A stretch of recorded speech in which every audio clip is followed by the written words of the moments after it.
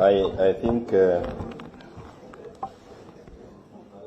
it's just to reiterate what others have said, what the leaders have said, led by our party leader, Raila Amolo Odinga. I think those are issues that are familiar to us. But maybe one of the other things is that as we deal with the members of parliament who close the floor, I think we are also saying members of the county assembly. It is across everybody who has been elected on a ticket.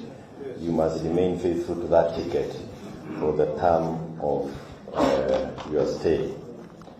The other thing that I think I need to mention is, as been mentioned again, if you are not in a technical team, either by name or by party or by from where you come from, that should not be picked as a point of pulling others down. We need to support the teams to the end. I'm seated there because that is where Uhuru was supposed to sit, and he is the one I was expected to come and talk. He has a right to be here. He has been made a subject by the other party, and even if you do not want him, he has been donated to us. It is upon us to say whether we want him or we don't want him to be sitting with us. But I believe that he is the chairman of the Azimio Council, and where we sit, he should come and be part of us. I believe nobody should say otherwise. The issue that I think we also agreed upon, which I want to beg of you, and since you are the ones who attend these talk shows, is the issue of the cost of living. UDA lied on every aspect of the cost of living. They said that the cost of unga has gone up because of the handshake, ya Baba na Uhuru. They said that the cost of fuel has gone up because the prices were fixed in a boardroom. And they said that immediately they take over, na Biblia wakiweka chini, na Baba na Uhuru waondoke kwa barabara, chakula itakuwa imerudi chini. So that cannot be an issue that we take to a committee. It cannot be a subject of the committees that we are forming. It is upon those who are in office, of course illegally, but they are the ones sitting and they are the ones making the policies to ensure that they make the policies to bring down the cost of living. We cannot allow that to become our burden.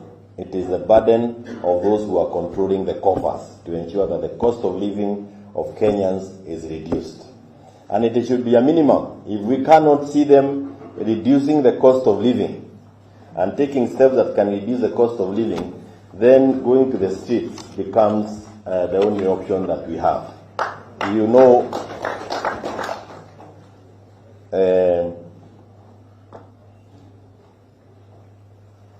okay, let me get it. So, ni vizuri tuhakikishe kwamba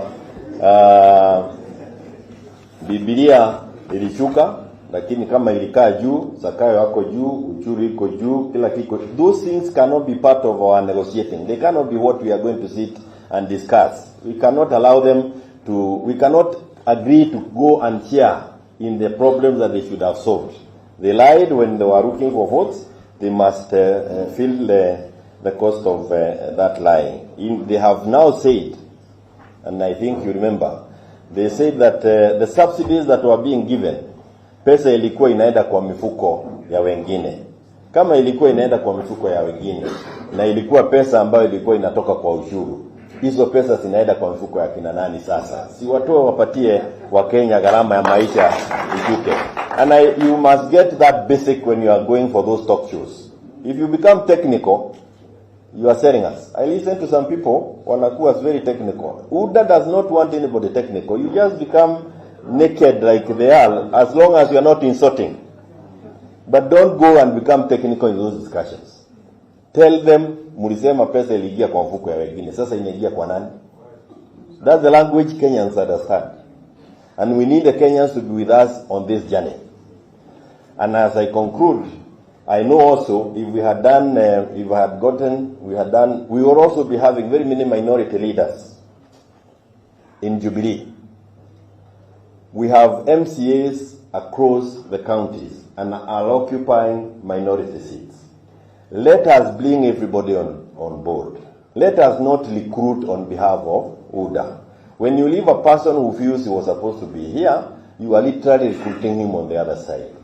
I know a number of members of parliament from Jubilee misbehaved by even saying things they should not have said. But like we are saying, there are those who have actually said we were misled. Open up for them. If there was an Azimio group, get them back. Let us get as many people. Don't give them responsibility here. You may not give them the responsibility of reading us, but let us have them back on board, because it doesn't. Let me say this, because I want to say this for the record, and I want to say it for the last time. The number of votes that came from Mount Kenya to Raila Amolo Odinga, tafadhali, kama wewe unapenda mzee, leader hiyo.